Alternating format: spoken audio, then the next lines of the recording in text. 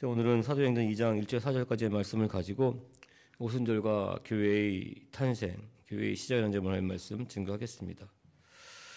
교회란 무엇인가? 교회는 이 시대 가운데 무엇을 어떻게 해야 될 것인가? 계속해서 말씀을 나누고 있습니다. 지난 시간에는 교회의 긴 역사 가운데 나타났던 분열, 다양한 교파와 교단, 그리고 많은 교회들에 대해서 살펴봤어요. 우리 몸이 세포 분열을 통해서 성장하듯이 마찬가지입니다. 교회 또한 이 분열을 통해서 성장해 왔다는 역설적인 진리를 살펴봤습니다. 물론 이 분열이라는 단어에서 딱 느끼는 감정처럼 분열에는 분명히 부정적인 측면이 존재하는 것은 사실이에요. 하지만 그 모든 분열의 과정 속에도 분명한 하나님의 뜻이 있다는 것, 분명히 은혜는 존재하고 있습니다. 교회는 문제를 만날 때마다 그 문제를 하나님의 말씀, 성경 말씀 가운데 해결하고자 했어요. 어떻게 하고 받아들일 것인가를 고민했습니다. 그 고민 가운데 분열이 됐고 그 분열을 통해서 교회는 성장해 왔습니다. 그래서 아직 세상의 모든 교파, 교단 교회는 완전하지가 못한 것이 사실입니다. 그래서 이 또한 역설적으로 온전하지 못하기 때문에 각 교파, 교단 교회는 서로가 서로의 부족한 점을 보충하고 보완할 수가 있다는 사실입니다. 그리고 우리가 더욱더 소망해야 될 것은 예수님 다시 오시는 날 하나님 앞에 세상의 모든 교회는 온전히 하나가 된다는 사실입니다. 오늘 말씀의 핵심, 오순절 사건이 그 사실을 증명하고 있습니다. 내일은 우리나라 2대 명절 중에 하나인 추석입니다. 이 추석과 마찬가지로 오순절도 이스라엘 명절 중에 3대 명절 중에 하나예요. 물론 추석과 같이 추수에 대한, 수확에 대한 감사를 드리는 절기는 오순절보다는 초막절이 더 중요합니다. 초막절은 한 해의 모든 수확을 마친 다음 하나님께 감사를 드리는 절기예요. 하지만 이 오순절 또한 엄밀히 따지면 수확에 대한, 이 추수에 대한 감사를 드리는 것 맞습니다. 이 초막절은 온 한 해 동안에 있었던 모든 수확에 대한 감사를 드리는 절기라면 이 오순절은 봄의 모든 수확, 봄에 거둔 수확에 대한 감사를 드리는 절기이기 때문입니다. 6월절, 오순절, 초막절 이 3대 절기에서는 여러 번 말씀을 나눴어요. 굉장히 중요합니다. 그래서 1년에 한 번 이상은 꼭 말씀을 다시 한 번 더 나누고 있어요. 특히 추석이나 설날 또 추석 감사할 때는 한 번 더 말씀을 드리고 있습니다. 자, 이 이스라엘의 3대 명절은 농사와 연결되는 것은 물론이거니와 이스라엘 백성들의 신앙과도 아주 밀접하게 연결이 되어 있습니다. 예수님과도 아주 밀접하게 연결이 되어 있습니다. 하나님은 절기를 통해서 우리를 구원하시기로 작정한 그 오묘한 섭리하심을 하나하나 진행하고 있음을 우리가 볼 수 있기 때문입니다. 먼저 볼 것은 첫 번째, 레위기 23장 4절을 보시면 이것이 너희가 그 정한 때에 성회로 공포할 야훼의 절기들이니라. 첫째 달 열 나흔날 저녁은 야훼의 유월절이요. 이 유월절에 대한 말씀인데 이 첫 열매를 거둔 날, 이 봄의 첫 열매를 거둔 날이 초실절이에요. 첫 열매를 거둔 날이 초실절인데 이 초실절과 연결되는 것은 유월절입니다.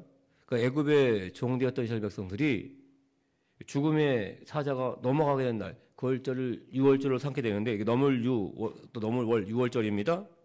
이 유월절은 부활의 또한 첫 열매가 되신 사망의 권세를 이기신 예수님의 부활절, 이 부활절과 밀접하게 연결이 돼요. 그러니까 초실절과 유월절과 부활절은 서로 아주 밀접한 관계에 있습니다. 두 번째, 레위기 23장 15, 16절입니다. 안식일 이튿날 곧 너희가 요제로 곡식단을 가져온 날부터 세워서 7 안식일의 수요를 채우고, 7 안식일은 그러니까 7번째 주죠. 7번의 주를 말합니다. 7 안식일 이튿날까지 합하여, 그러니까 이튿날까지 합하면 50이 된다는 거죠. 50일을 계수하여 새 소재를 야훼께 드리되. 그러니까 첫 열매를 거둔 초실절로부터 50일째 되는 날, 이게 7실절이라고 합니다. 7, 49. 그래서 50일, 7실절로 하는데 이 7실절과 죽음이 넘어간 날, 노예에서 해방된 날, 6월절로부터 또 50일째 되는 날, 모세가 시내산에서 율법을 받습니다. 이 율법을 받는 날을 오순절이라고 해요. 그리고 예수님이 부활하신 날부터 50일째 되는 날 성령님이 이 땅에 오십니다. 성령 강림절이 갑니다. 이 7.7절 오순절 성령 강림 또한 밀접한 관계에 있습니다. 또 세 번째, 레위기 23장 42, 43절 보시면 너희는 이래 동안 초막에 거주하되 이스라엘에서 난 자는 다 초막에 거주할지니 이는 내가 이스라엘 자손을 애굽 땅에서 인도하여 내던 때에 초막에 거주하게 한 줄을 너희 대대로 알게 함이니라. 나는 너희의 하나님 야훼이니라. 자, 하나의 모든 수확을 창고에 저장하고 그 수확에 대한 감사하는 절기가 수장절입니다. 수장절. 출애굽한 이스라엘 백성들이 광야의 40년의 그 과정을 거쳐서 가나안 땅에 들어간 다음에 첫 수확을 거두고 그 수확을 창고에 집어넣은 다음에 또한 광야에 있을 때를 기억하는 거예요. 광야에 있을 때 하나님께서 40년 동안 우리를 지키고 인도가 보여줬다. 이걸 다시 한번 마음 가운데 새기기 위해서 집 앞마당에 초막을 짓습니다. 그 초막에 들어가서 일주일 동안 살아요. 그래서 초막절입니다. 그리고 지금 현재 우리가 지키고 있는 추수감사절, 이것은 한 해 동안 하나님께서 지켜주신 그 은혜, 우리에게 주신 그 은혜를 감사하는 것이 바로 추수감사절이에요. 수장절과 초막절과 추수감사절이 또한 밀접한 연결이 됩니다. 오늘 말씀의 핵심은 오순절입니다. 오순절은 요즘 계속해서 말씀을 드리고 있는 이 교회의 탄생이 시작된 날이기 때문입니다. 엄마가 아이를 잉태합니다. 잉태하면서부터 10달 동안 아이는 세상 가운데 살아갈 손과 발, 그리고 눈, 코, 입, 또 각종 장기들이 하나하나 자라나요. 엄마의 뱃속에서. 마찬가지입니다. 교회도 마찬가지예요. 교회도 하나님 품 안에 잉태가 되어 있었습니다. 태어날 때를 기다리고 있었어요. 자, 예수님을 만난 이 제자들 구원을 받았습니다. 그런데 이 제자들이 개개인의 신앙, 구원을 넘어서서 하나님의 백성들이 모인 공동체, 교회를 이루게 되는 것은 예수님의 말씀, 십자가의 보혈을 전하기 위한 그 사명을 감당하기 위한 것이었어요. 이 십자가의 보혈을 전하는 사명은 사람의 힘으로는 할 수가 없었기 때문입니다. 사도행전 1장 8장 보시면 오직 성령이 너희에게 마시면 너희가 권능을 받고 예루살렘과 온 유대와 사마리아와 땅끝까지 이르러 내 증인이 되리라 하시니라. 오순절날 성령의 권능을 받은 이 제자들 정말 땅끝까지 나가서 복음을 전하기 시작합니다. 그러니까 증인된 삶을 살기 시작해요. 성령 받은 이 충만 받은 이 제자들에 의해서 결국 교회가 탄생하게 됩니다. 자, 오순절과 교회의 탄생에 대해서 그리고 또 그 안에 펼쳐졌던 하나님의 은혜, 교회가 또 하나 되는 것에 대해서 한번 살펴보는 시간을 갖겠습니다. 첫 번째, 자, 오순절, 그러니까 하나님께서 예비하신 새 언약의 공동체 교회의 탄생에 대해서 좀 더 자세히 살펴보겠습니다. 오늘 본 말씀 1절입니다. 오순절 날이 이미 이름에 그들이 다 같이 한 곳에 모였더니, 자, 이 말씀 가운데 나오는 오순절은 앞에서 말씀드렸어요.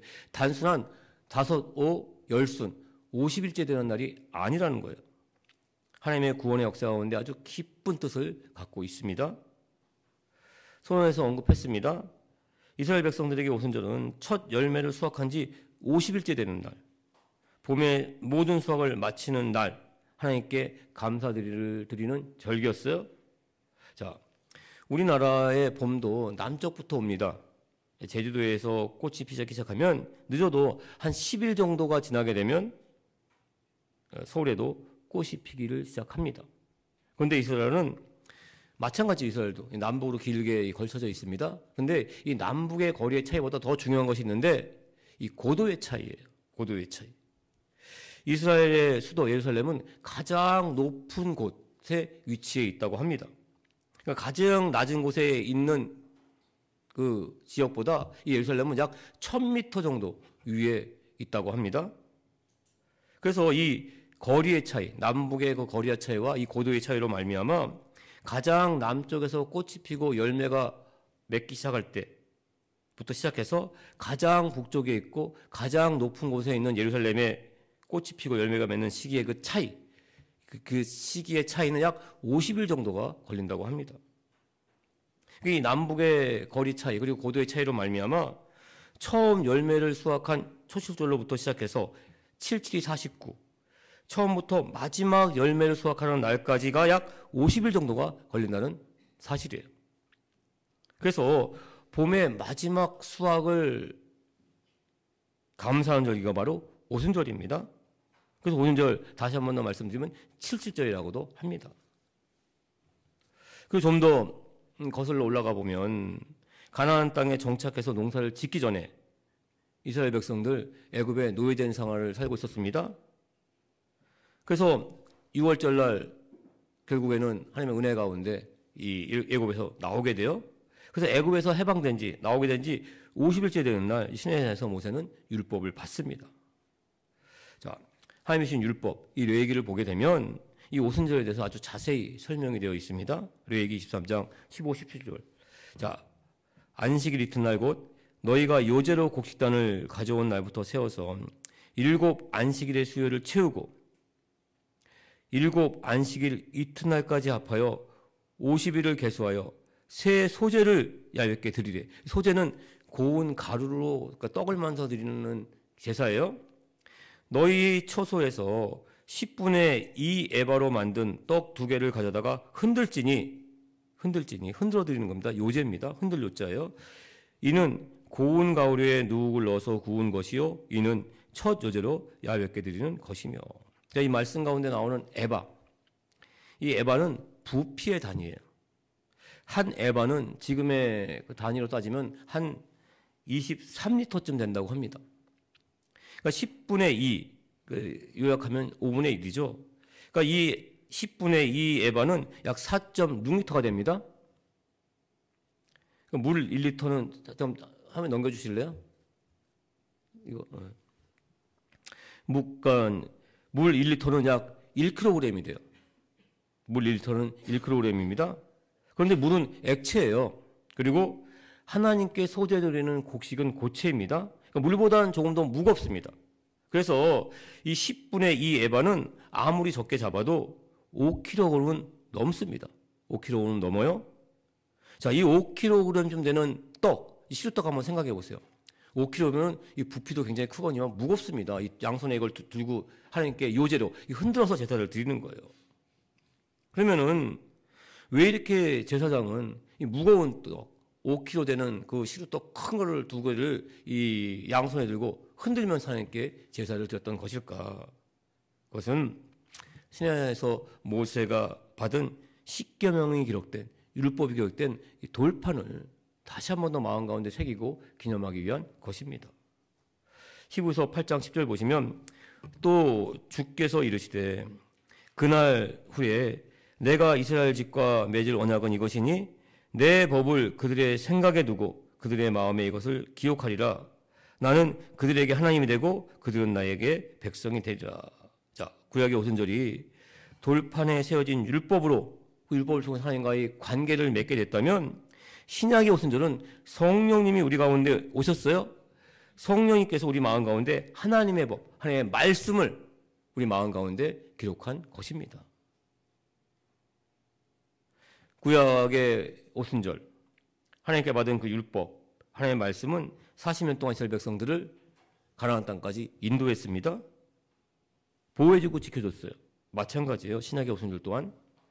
오순절날 우리 성령님은 우리가 이 땅에 살아가는 동안 우리를 지키고 인도하고 보호해주십니다. 천국 갈 때까지 우리를 하나하나 우리의 발걸음을 인도해 준다는 것입니다.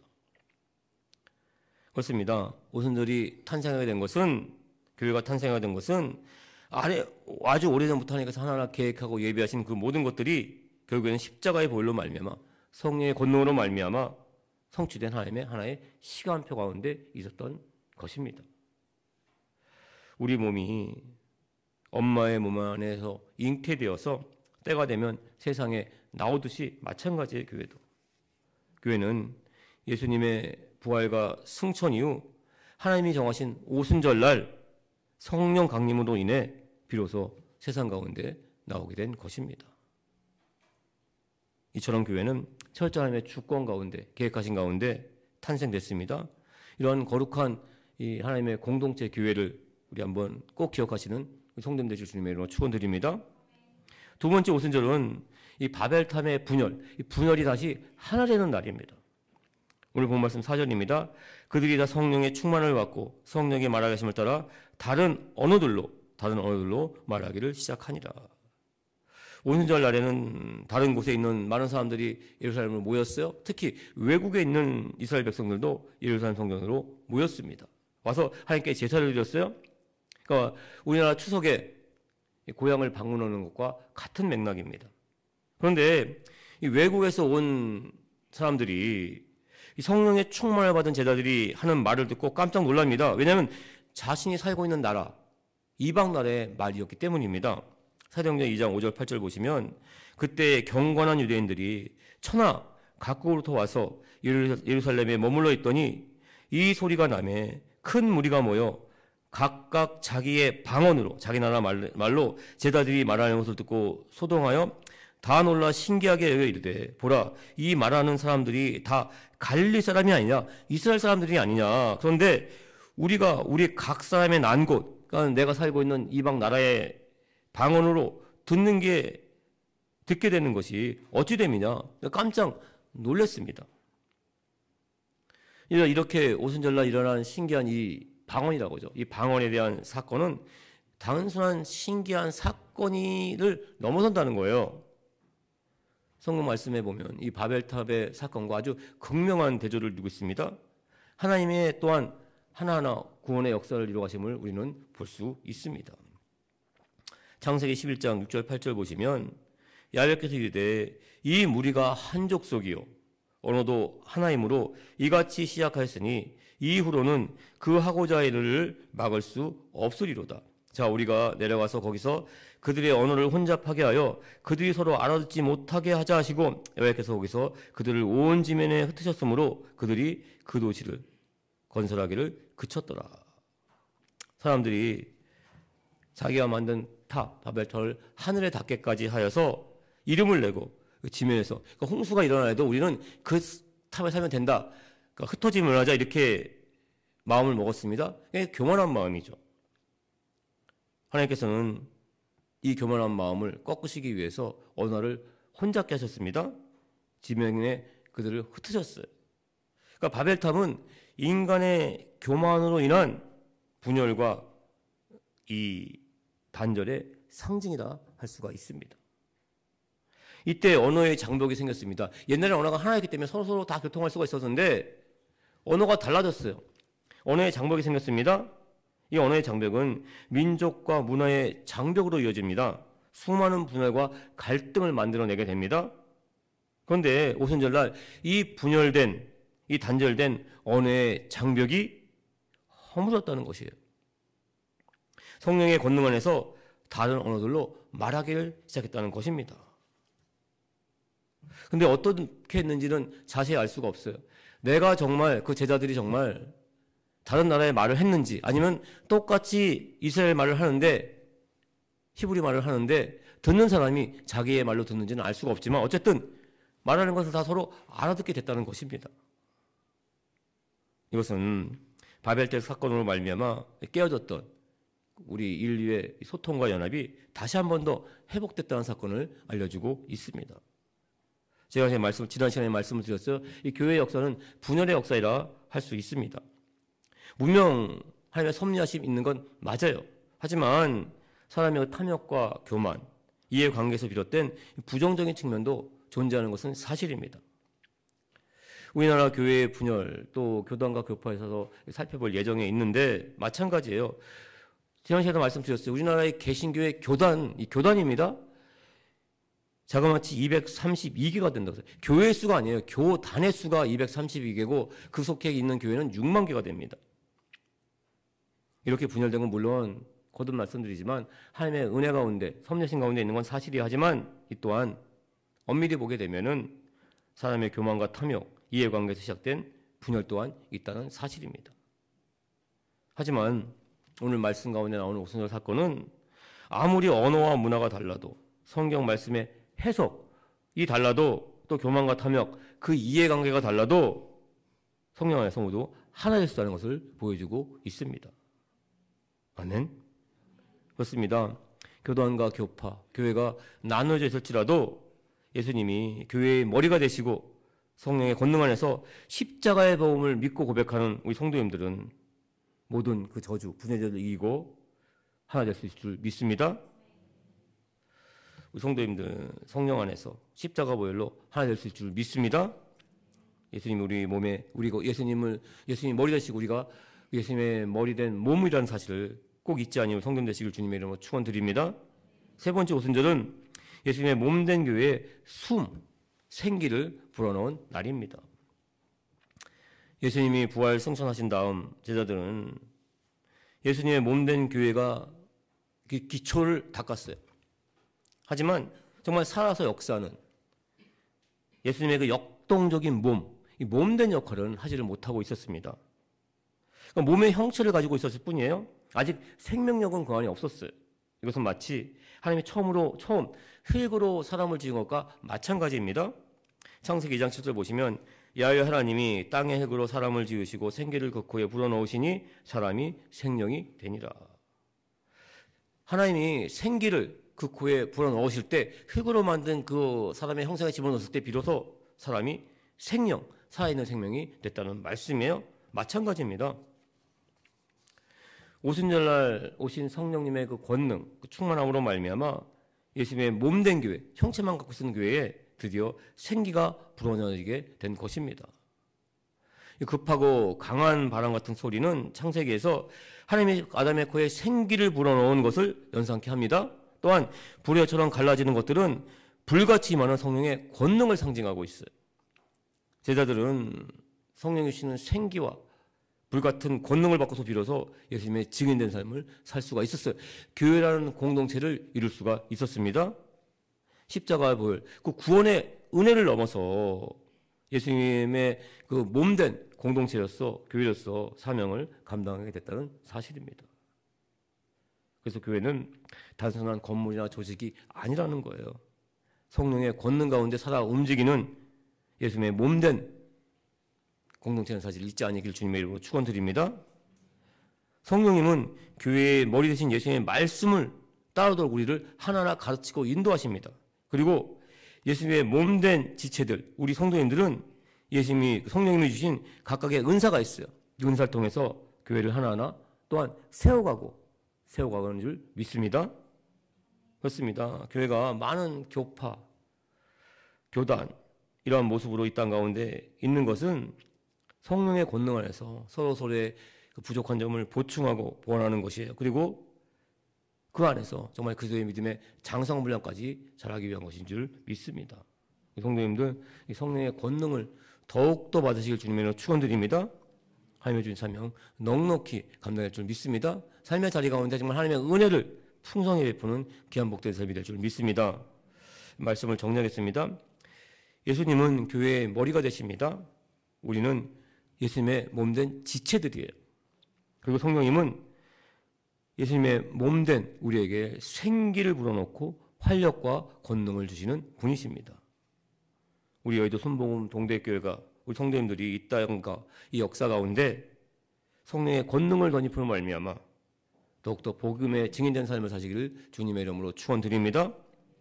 우리 성도님들 정말 성령의 충만한 가운데 하나 되시기를 주님의 이름으로 축원드립니다. 정말 예수님 다시 오실 때 저희가 충성된 종하고 칭찬받으시는 성도님 되시기를 주님의 이름으로 축원을 드립니다.